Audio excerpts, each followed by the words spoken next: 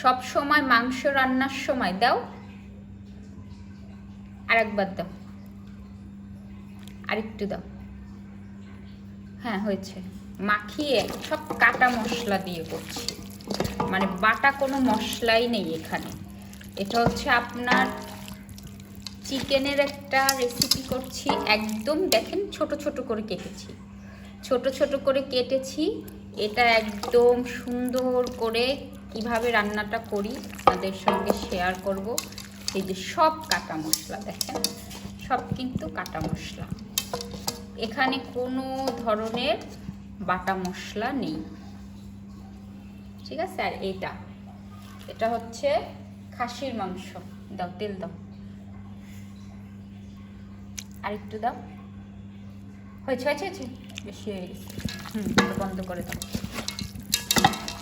এই যে খাসির মাংসটাও সব বাটা, সব হচ্ছে কাটা মশলা, বুঝতে পেরেছেন গাইস?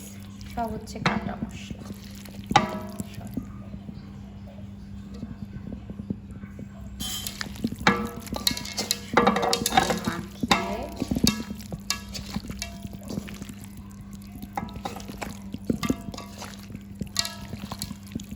তারপরে রান্না করব। এখন মেরিনেট করে রাখবো, রেখে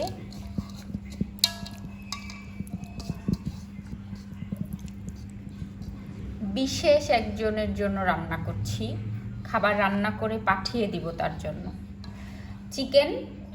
চিকেন আর হচ্ছে আপনার এই যে খাসির মাংসটা আর মুরগির মাংসটা, এই দুটো এইভাবে করে দিব। এটা হচ্ছে আপনার লুচি দিয়ে পরোটা দিয়ে খেতে ভীষণ ভালো লাগবে, আপনার ভাত দিয়ে খেতেও ভালো লাগবে। আর হচ্ছে কড়াইটা অনেক বড় তো ওই জন্য কম লাগছে, আসলে কিন্তু অনেক মাংস।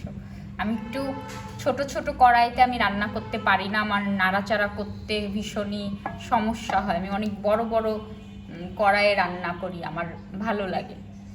আমি মানে হই, মানে সুন্দর করে নেড়ে চেড়ে আমি রান্না করতে পছন্দ করি। ছোট জিনিসে ওই ভরে ভরে যায় এরকম আমি রান্না করতে একদমই পছন্দ করি না। দেখেন মেরিনেট করে রেখে দিয়েছি, একদম মেরিনেট করে রেখেছি।